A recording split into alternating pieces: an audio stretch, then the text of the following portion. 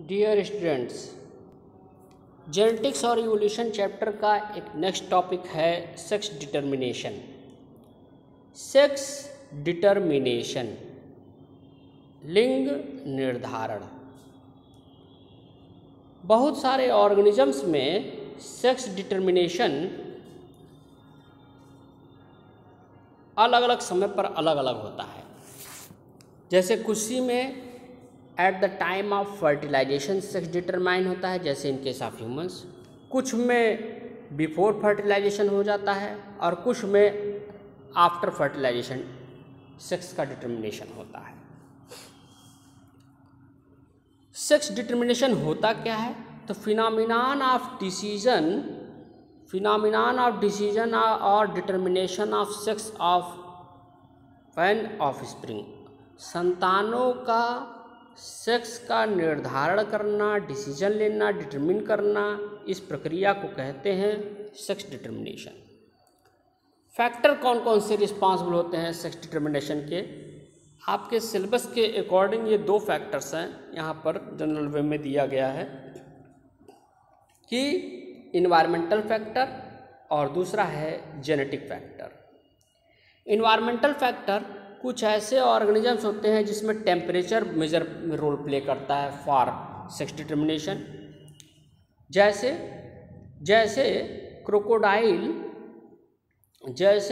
Crocodile अगर पानी ठंडा है, वाटर कोल्ड है,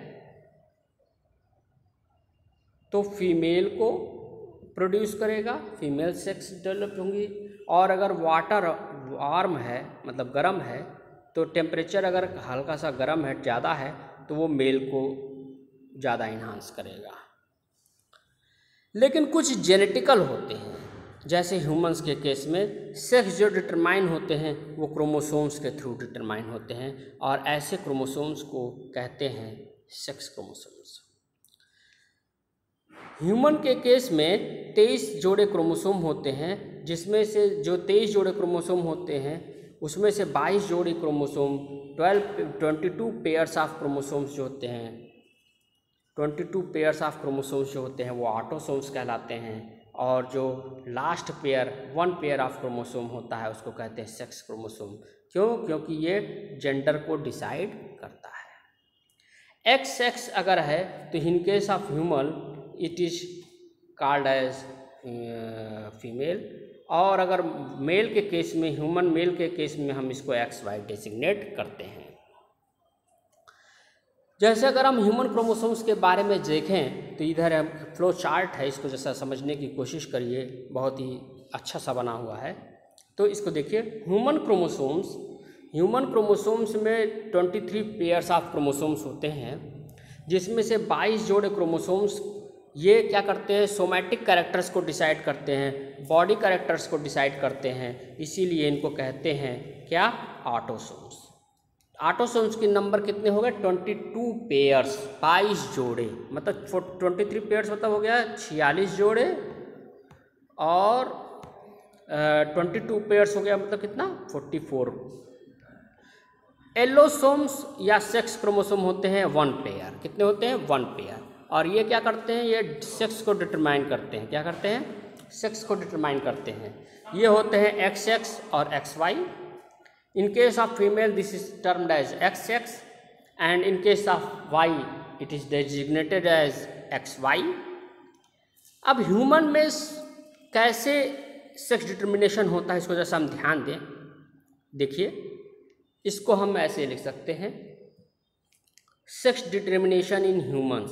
23 पेयर्स ऑफ क्रोमोसोम है। मेल में देखिए 44 प्लस XY, और फीमेल में 44 plus XX। Is that clear? यहाँ पर एक सिंबल हमने दिया है, मेल और फीमेल का सिंबल दिया है, इसको ज़रा सा समझने की कोशिश करते हैं। ये हो गया मेल का, ये सिंबल है मेल का, और ये सिंबल है फीमेल का। इसको क्यों बनाया है हमने? ये हम दिखा रहे हैं यहाँ पर कि ये जो X क्रोमोसोम में, ध्यान से देखिए, X क्रोमोसोम दोनों जगह है, फीमेल में भी है और मेल में भी है। तो कैसे हम पहचानेंगे कि ये एक्स कहाँ से आया है, ये एक्स कहाँ से आया है, ये मेल से आया है कि फीमेल से आया है। इसीलिए हमने अगर मेल का सिंबल बना दिया, अगर वो मेल से आया है तो मेल का सिंबल रहेगा और फीमेल से आया है तो फीमेल का सिंबल रहेगा। Is that clear? नाउ अब हमने क्या किया कि मेल है तो मेल में भाई गैमिट्स बनेंगे, दैट मीन्स स्पर्म, और फीमेल में ओवा बनेगा, दैट ये ओवा गैमिट हो गया, फीमेल गैमिट या ओवा हो गया। कैसे होगा? इसमें हाफ सेट ऑफ क्रोमोसोम, यहाँ मियोसिस प्रोसेस होता है तो हाफ सेट ऑफ क्रोमोसोम ये रहा, हाफ सेट ऑफ क्रोमोसोम ये रहा, मतलब एक स्पर्म में हाफ सेट ऑफ क्रोमोसोम ये रहा, एक दूसरे स्पर्म में हाफ सेट ऑफ क्रोमोसोम ये रहा, एक ओवम में हाफ सेट ऑफ ये क्रोमोसोम ये रहा, दूसरे ओवम में हाफ सेट ऑफ क्रोमोसोम ऐसे रहा। तो ऐसे जितने भी ओवम बने रहेंगे उसमें हाफ सेट ऑफ क्रोमोसोम्स रहेंगे, जोड़े में नहीं रहेंगे। Is that clear? तो हम देखते हैं कि जब ये क्रोमोसोम्स स्पर्म एंड ओवा बन गए तो हमने इसका क्रॉस कराया, क्रॉसिंग हुआ तो ये देखिए ये हमने मेल का कैरेक्टर यहाँ, मेल का गैमेट्स यहाँ लिख दिया, फीमेल के गैमेट्स यहाँ लिख दिए। तो ये देखिए ये फीमेल का पार्ट है ये रीजन, और ये मेल का पार्ट है ये रीजन। ये देखिए 22 plus x, 22 plus x, 22 plus x और 22 प्लस वाई, ये मेल गैमेट्स हो गए। अच्छा, अब देखते हैं ये जब इसके साथ क्रॉस किया तो 22 ये मिल करके हो गया 44 प्लस एक्स फीमेल का और एक्स मेल का। फिर यहाँ पर ध्यान दीजिए 22 44 और एक्स मेल का एक्स फीमेल का। Is that clear? तो हमको पता है कि एक्स एक्स जब रहेगा तो डॉटर बनेंगी, एक्स एक्स रहेंगी तो डॉटर बनेंगी। ठीक इसी तरीके से 22 प्लस वाई, तो इधर हमने देखा क्या कि 22 प्लस एक्स, ये हो गया एक्स फीमेल का और ये वाई हो गया और ये 44 हो गया। तो एक्स वाई रहेगा तो क्या बनेगा?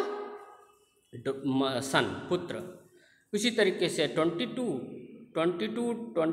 हो गया 44 और वाई और एक्स, तो एक्स वाई हो गया। ये एक्स आया है, ये फीमेल से आया है, ये एक्स क्रोमोसोम। तो इस तरीके से हम देखते हैं कि वाई क्रोमोसोम कहाँ से आता है। हम देखते हैं कि वाई क्रोमोसोम आता है कहाँ से? वाई क्रोमोसोम आता है मेल से। देखिए वाई क्रोमोसोम हमेशा पुत्र में मेल से ही आएगा, ये याद रखे रहिएगा। Y chromosome always comes from male to son. Y chromosome कहाँ से आएगा? Father to son always. ये फादर टू डॉटर कभी नहीं जाएगा, नेवर। तो हम देखते हैं क्या कि यहाँ पर देखिए तो ये जो हाफ सेट आ रहा है, ये half set of x chromosome कहाँ से आ रहा है? एक मेल से आ रहा है, दूसरा फीमेल से आ रहा है।